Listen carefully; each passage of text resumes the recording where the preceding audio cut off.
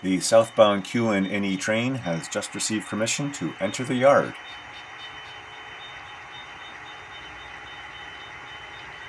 The Q&NE uses a short stretch of trackage rights over Conrail to reach this yard.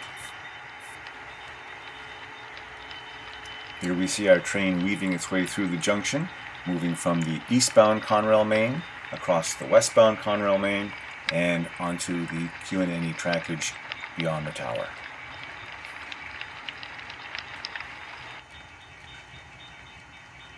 Let's take a good look here at the 24 cars that the Q&NE southbound is bringing into the yard.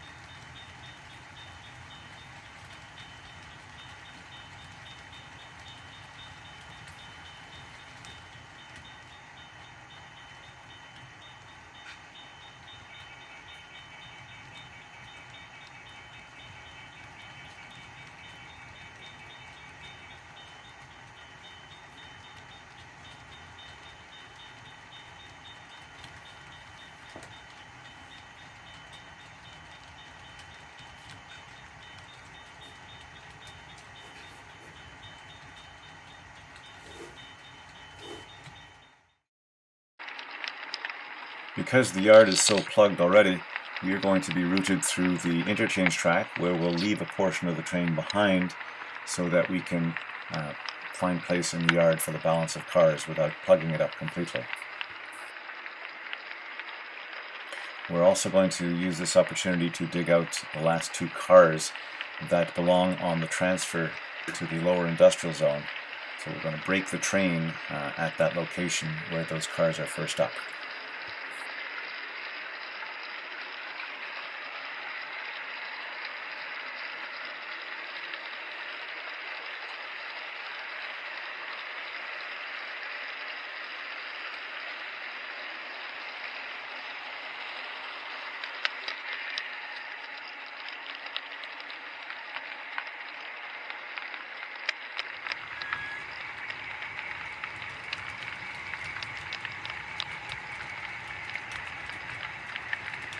And here you see the train making its way through the yard, through the only remaining empty track.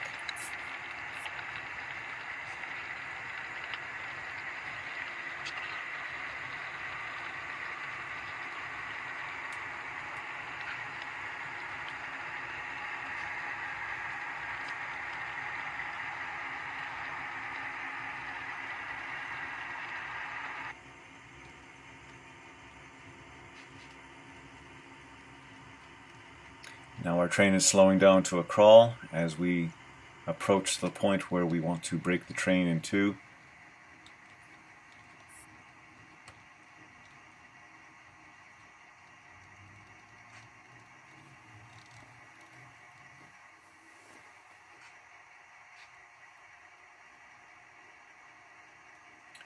The head end of the train is now pulled forward to fully clear the yard ladder at the west end of the yard, so the local yard assignment can switch out the two cars that are needed.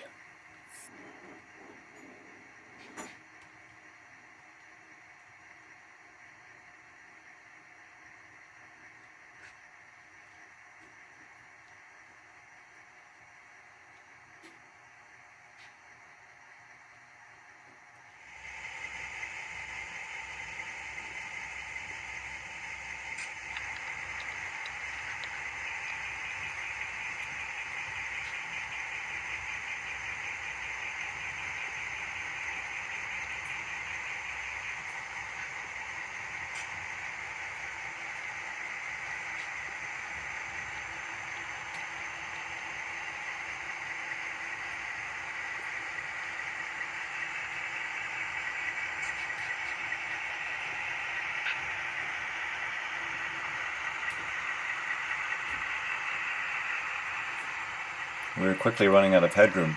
Hopefully the tail end of the train will clear the yard ladder before the head end crosses the road at the east end of the yard.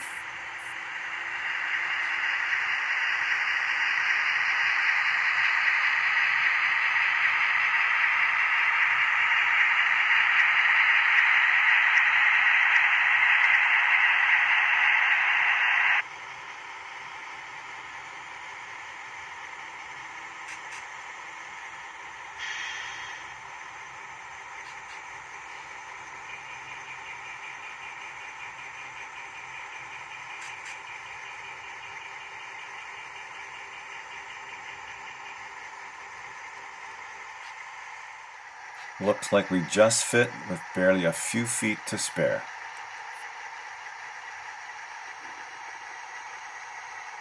Now our yard assignment will fish out the 2 cars from the tail end of the southbound train that are still sitting on the interchange track.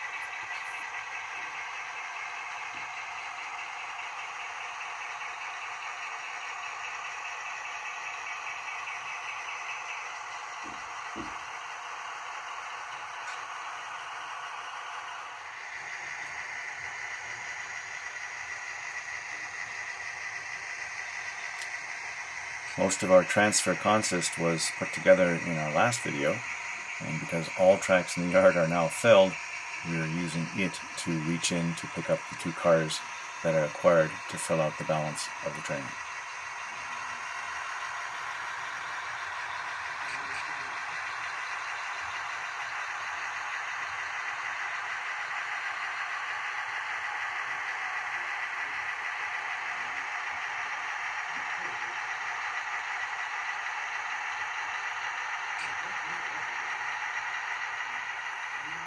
The CP rail box car is one of the cars that we want, but the second car is buried a little further in the cut, so we're going to have to pull it out and put the other cars that we don't want back onto the interchange track.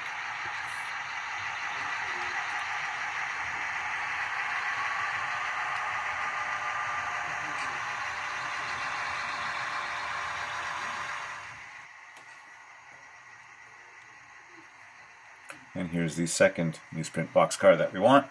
So we're going to set it over on the main momentarily while we shove back the balance of cars onto the interchange track.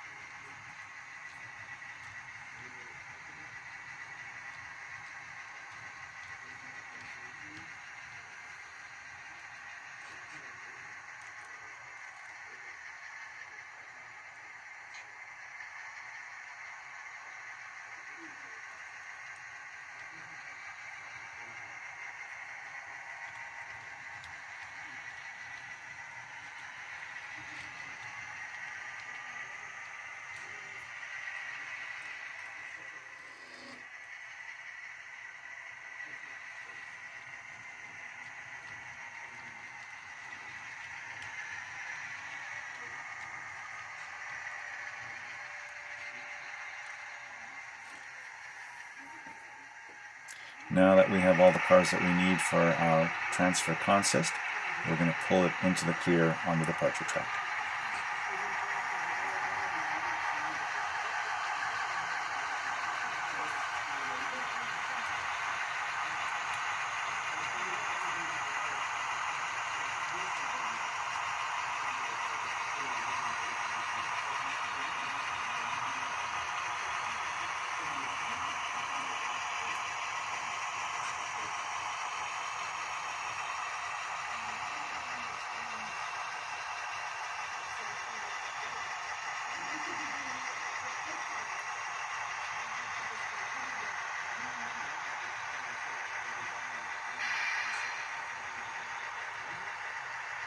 We still need a caboose for the transfer, and we need to figure out a way to get the power out of the shop onto the head end of the transfer, but our yard is still quite plugged. So we're going to use our head end power from the Southbound Q&NE to make up some room by shoving back onto its train and pushing as many cars as it can onto the interchange track.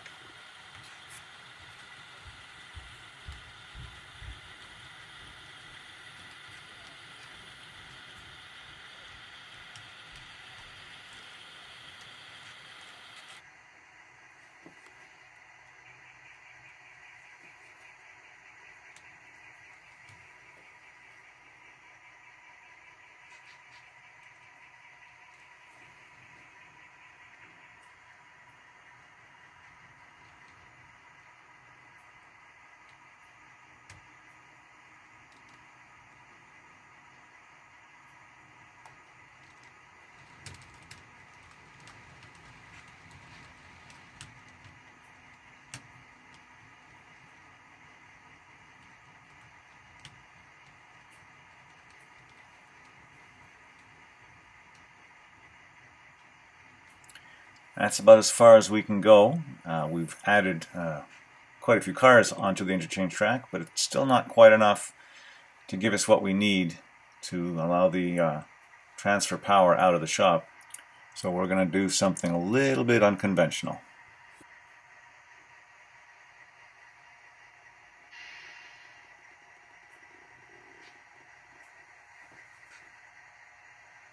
What we're going to do is uncouple the remaining head-end cars from the train and charge up the grade to the upper industrial zone to fully clear the train from the switch to the shop.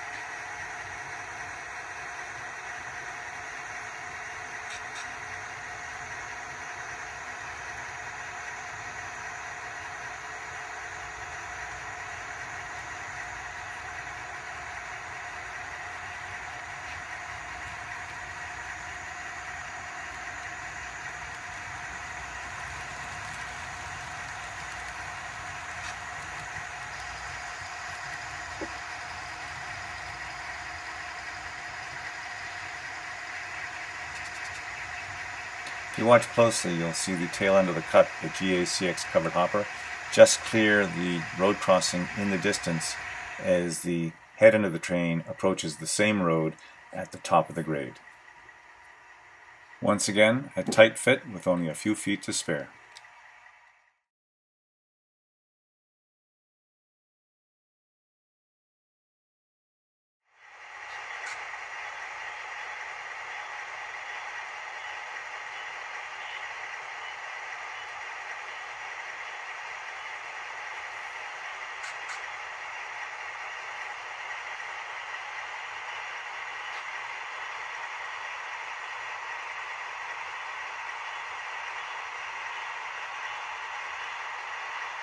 Power for today's transfer will be provided by 3 MP15 DCs, numbers 21, 18, and 20.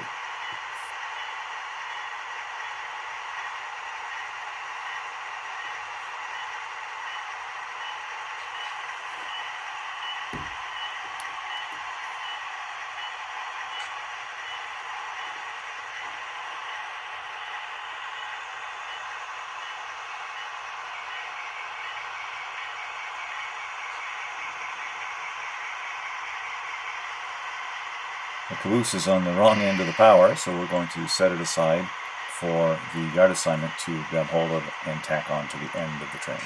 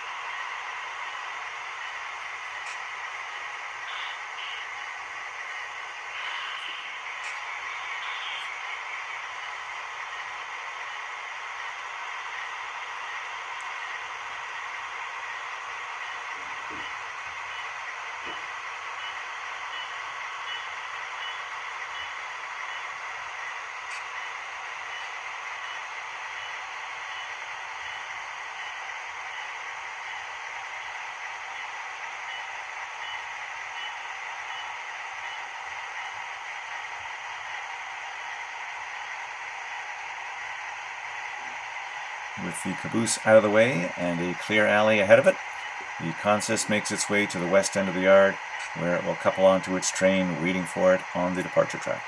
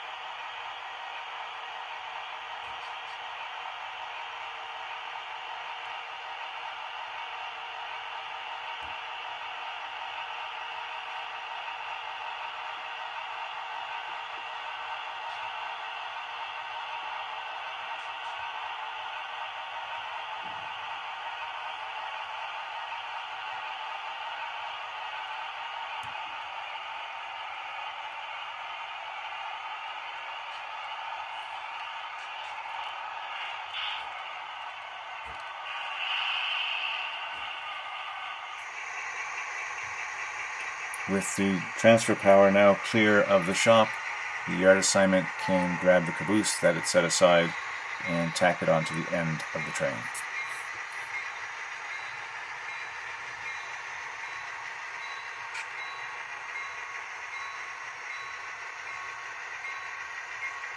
But first, we need to ask our road power to pull ahead a few car lengths to give the yard assignment some room to clear the switch and reverse back into the yard.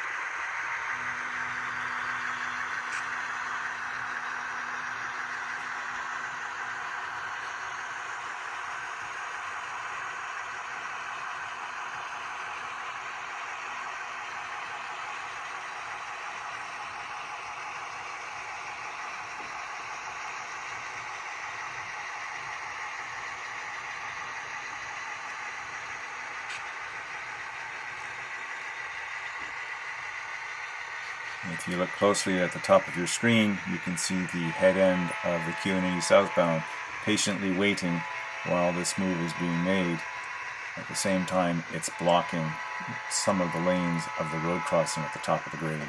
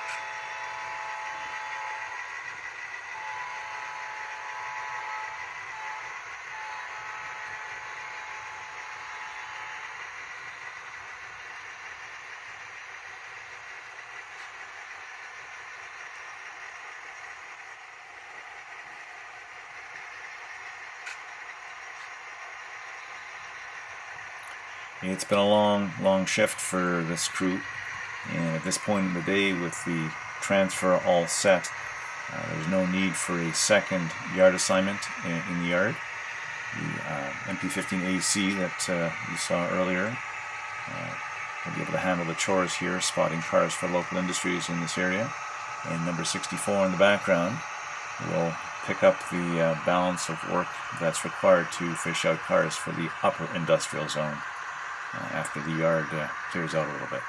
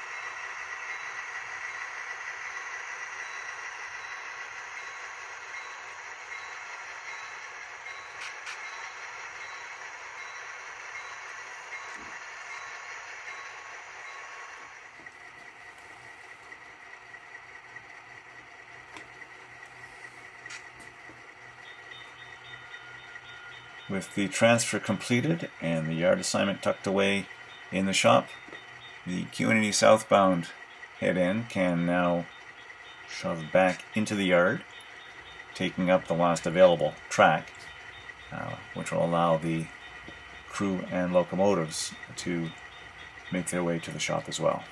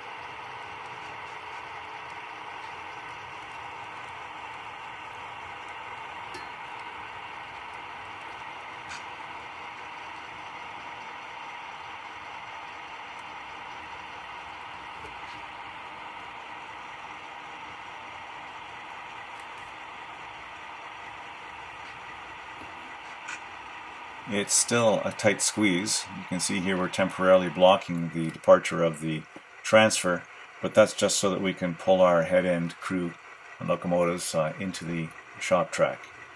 Once they pull in, we'll be clear at the west end and the transfer can depart.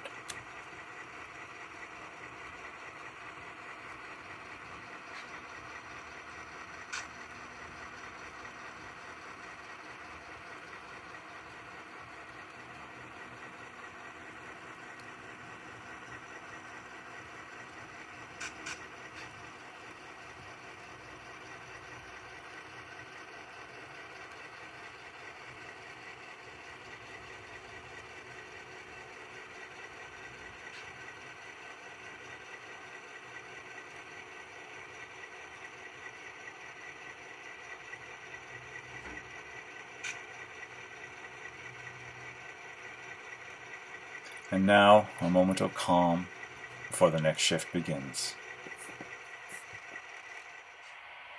Once again, our yard is completely plugged, every track occupied, including the interchange track, but at least now things are in a much more organized state. We'll be able to breathe as soon as the transfer departs from the departure track, and our MP15 AC number 22 in the background will begin placing some cars at the local industry in this area, and number 64, the GP9 that's hanging out in the shop, will pick out a couple of cars and take them up to the upper industrial zone. Stay tuned for all that and more in the next episode of Up Close and Personal with the Quebec and New England Railroad.